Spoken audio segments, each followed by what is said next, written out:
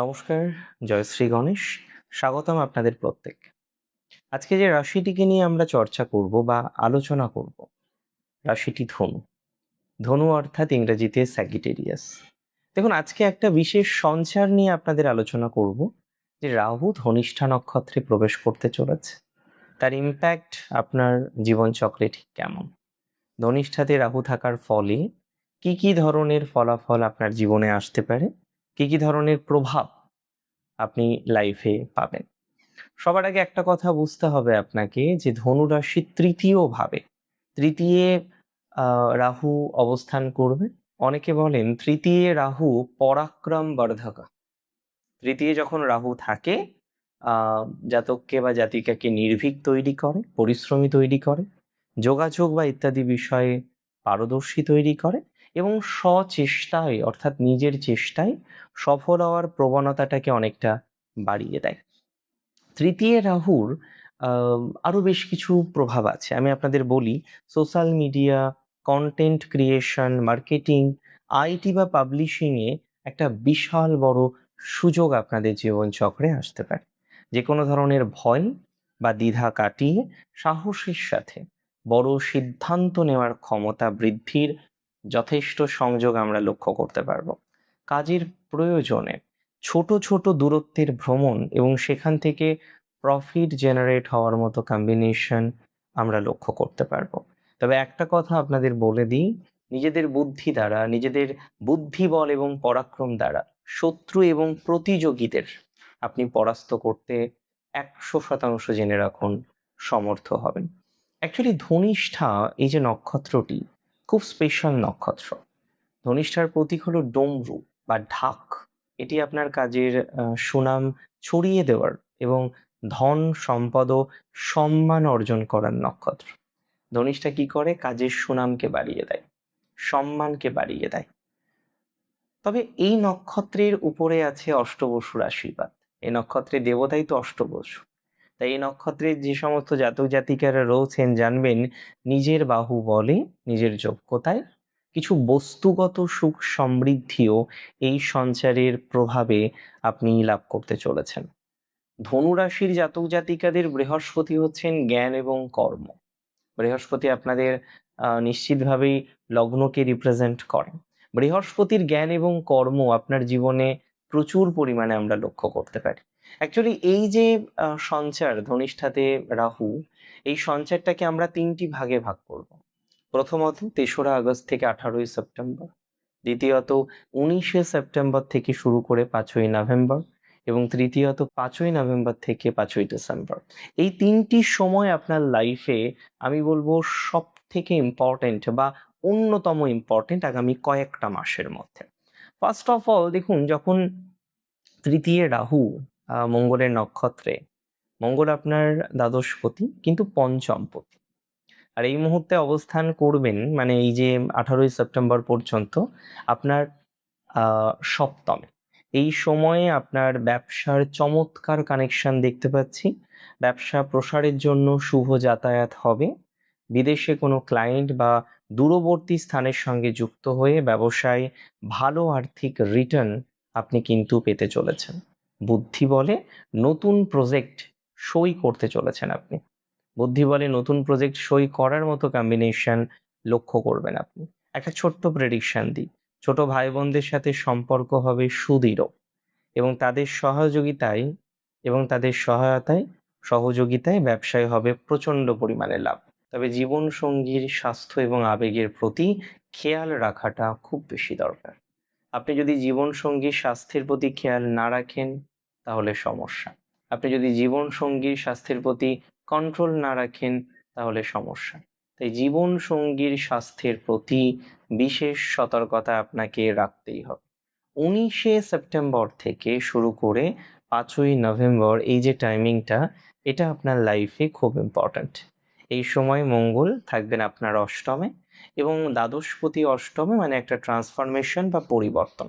এই সময় আপনার গোপন জ্ঞান অনেকটাই ডেভেলপমেন্ট হওয়ার সংযোগ দেখছি। টেকনিক্যাল কাজের সঙ্গে যারা যুক্ত তাদের জন্য চমৎকার একটা সময়। তবে কর্কটে মঙ্গল নিচস্থ হয়, তাই বুঝে দ্রুত টাকা উপার্জনের শর্টকাটে যাবেন না।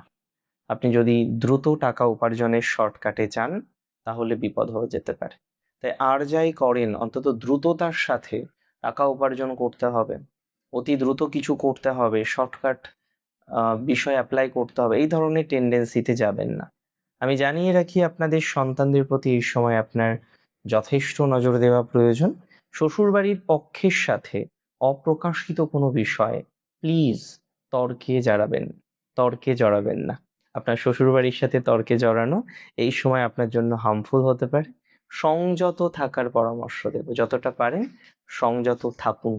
সংযত থাকার চেষ্টা করুন। 6ই নভেম্বর থেকে 5ই ডিসেম্বর এই টাইমে সিংহ থাকবে আপনার ভাগ্যস্থানে, অ্যান্ড পঞ্চমপতি ভাগ্যস্থানে অত্যন্ত পরম আমি বলবো রাজযোগ সমফল তৈরি হচ্ছে। এই সময় আপনার নিজের প্রচেষ্টায় আপনার ভাগ্য পুরোপুরি পাল্টে যেতে পারে। দূরযাত্রা বা বিদেশ যাত্রার যোগ এক প্রকার নিশ্চিত। কেরিয়ার ও বিদ্যায় অভাবনীয় সফলতা আসার সংযোগ দেখতে পাচ্ছি। কেরিয়ারে, বিদ্যাতে অভাবনীয় সফলতা আসতে পারে।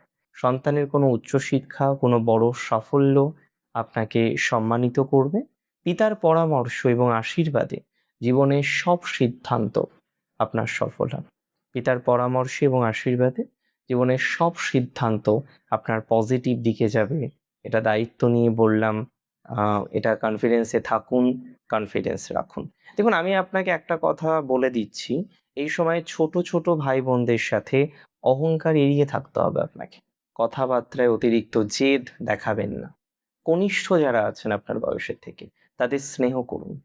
অনর্থক কোনো ঝুঁকি নেবেন না। বিশেষ করে সেপ্টেম্বর মাস, অক্টোবর মাসে ড্রাইভিংয়ে আপনাকে না খুব বেশি সতর্ক থাকতে হবে। কমিউনিকেশন, যখন আপনি মেসেজ করছেন, মেল করছেন, কোনো ভুল তথ্য এই সময় পাঠাবেন না। সেটা আপনার জন্য ঋণাত্মক হতে পারে। আমি আপনাদের না স্পিরিচুয়াল কিছু সাজেশন দিতে চাই। প্রতিদিন সকালে বিঘ্নহর্তা গণপতিকে দূর্বা অর্পণ করুন। হলুদ ফুল নিবেদন করুন এবং জপ করুন। ওম গং গণপতয়ে নমঃ, ওম গং গণপতয়ে নমঃ, ওম গং গণপতয়ে নমঃ। এবং আমি অবশ্যই ধনুরাশির প্রত্যেক জাতক জাতিকাদের বলবো, চেষ্টা করুন শিবের দক্ষিণামূর্তি ডেলি বেসিসে পূজা করার।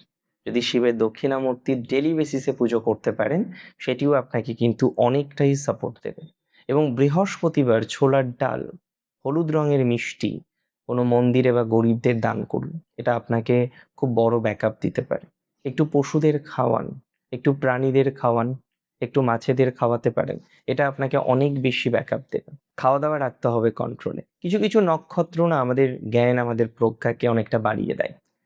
ধনিষ্ঠা নক্ষত্র, তার বিশেষ যে প্রতীক বা আকৃতি আপনি দেখবেন খেয়াল করে, ডমরু বা ড্রাম বা বাদ্যযন্ত্র যেমন শব্দকে না দিক বিদিক ছড়িয়ে দিতে পারে। ধনিষ্ঠা নক্ষত্রের জাতক জাতিকারা তাদের পজিটিভিটির দ্বারা দিক বিদিক পজিটিভিটি ছড়িয়ে দিতে সক্ষম, দিক বিদিক পজিটিভিটি ছড়িয়ে দিতে পারে। And that is for very sure যে ধনিষ্ঠা নক্ষত্রে যে সমস্ত জাতক জাতিকারা আছেন তাদের যে প্রভাব, তাদের যে প্রতিপত্তি, সেটি কিন্তু দিক বিদিক ছড়িয়ে যাবে। 100% শিওরিটি দিলাম, ছড়াতেই হবে। যেভাবেই হোক, যে রকমভাবেই হোক, দিক বিদিক আপনার পজিটিভিটিটা ছড়িয়ে পড়বে। এটা আপনাকে 100% নিশ্চয়তার সাথে দিচ্ছি, এটা আপনাকে 100% দায়িত্বের সাথে জানাচ্ছি। আমি একটা কথা আপনাকে বলতে চাই, একটা কথা আমি আপনাকে জানাতে চাই। সিচুয়েশন সেম নয়, প্রত্যেকের লাইফের তো সিচুয়েশন সেম থাকে না। ঘটনার পরিবর্তন হওয়ার সম্ভাবনা থাকে, সিচুয়েশন সেইভাবেই চলে। আমি বিশ্বাস করি আপনাদেরও সিচুয়েশন চেঞ্জ হবে, ঘটনার পজিটিভিটি আসবে, একাধিক বিষয়ে জীবনে ডেভেলপমেন্ট আপনি কিন্তু লক্ষ্য করতে পারবেন। অতিরিক্ত চিন্তা ভাবনা দুর্ভাবনা করবেন না। ভালো থাকুন আপনারা প্রত্যেকে। জয় শ্রী গণেশ।